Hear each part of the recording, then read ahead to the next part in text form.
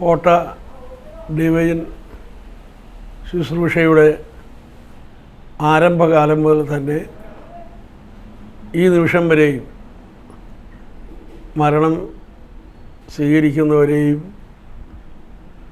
മുഴുവൻ സമയം ശുശ്രൂഷകനായിരുന്ന ഞങ്ങൾക്ക് ഏറ്റവും പ്രിയപ്പെട്ട ജെയ്മി സഹോദരൻ തിങ്കളാഴ്ച രാത്രി ഏതാണ്ട് 12:30 ആയപ്പോൾ കർത്താവിൻ്റെ കരങ്ങളിലേക്ക് സ്വജീവിതം സമർപ്പിച്ചുകൊണ്ട് ഞങ്ങളോടെല്ലാം വിട പറഞ്ഞ് നീങ്ങി. തീർച്ചയായിട്ടും ജെയ്മിയുടെ ഈ വേർപാട്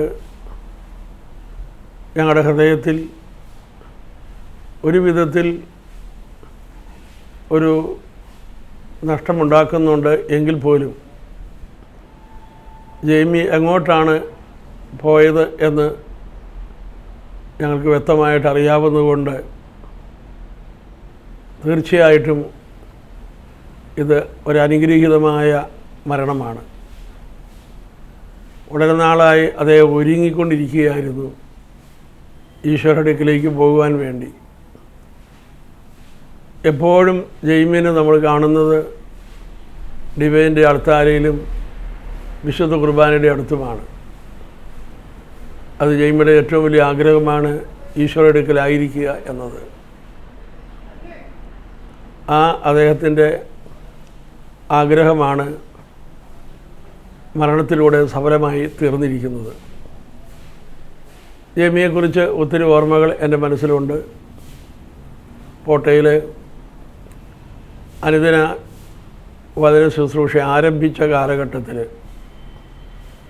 ലഘുഭക്ഷണ വിതരണത്തിനായി സജീവമായി പങ്കുചേർന്നുകൊണ്ട് സഹായിക്കുകയും വചനോത്സവം മാസം തുടങ്ങിയ അവസരത്തിൽ അത് പാക്ക് ചെയ്ത് അയക്കുവാൻ വേണ്ടി തൻ്റെ സമയമെല്ലാം ഉപയോഗിക്കുകയും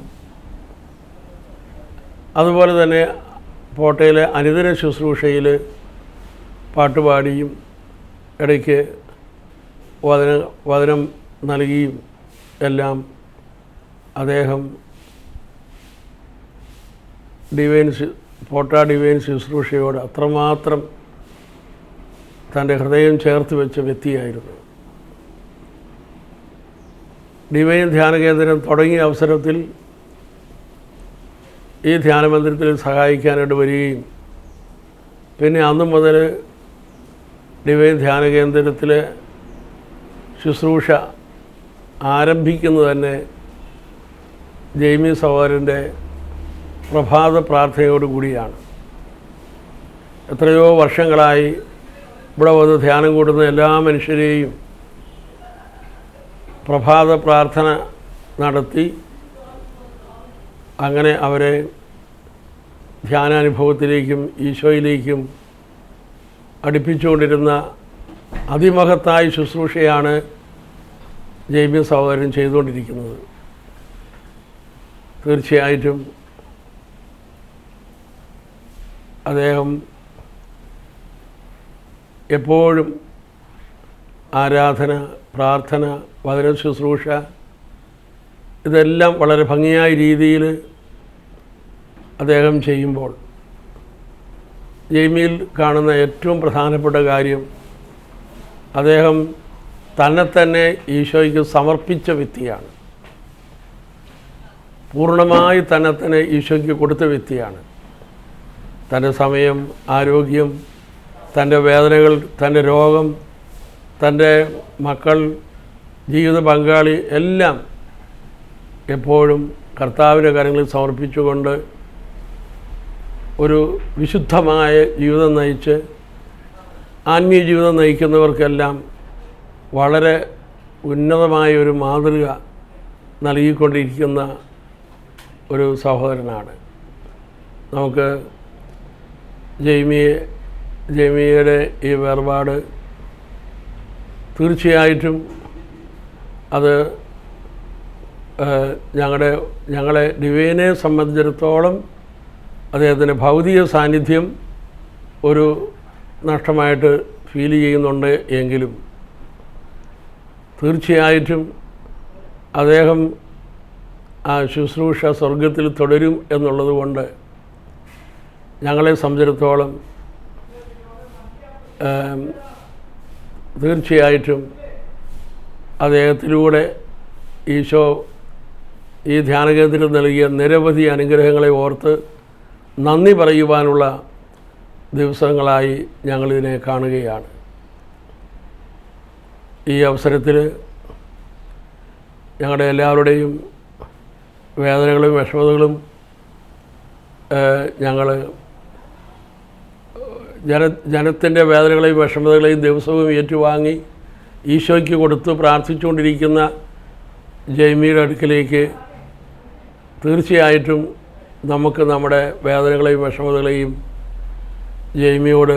ജെയ്മിയുടെ മധ്യസ്ഥതയിലൂടെ ദൈവസന്നിധിയിൽ എത്തട്ടെ എന്ന് ഉള്ള ഒരു നിയോഗ പ്രാർത്ഥന വെച്ചുകൊണ്ട് ഞാൻ ഈ അവസരത്തിൽ നമുക്ക് ഏറ്റവും പ്രിയപ്പെട്ട ജെയ്മിയുടെ വേർപാട് ഇവിടെ വന്ന് ധ്യാനം കൂടിയിട്ടുള്ള സർവ്വ സഹോദരങ്ങളെയും അറിയിക്കുകയാണ്.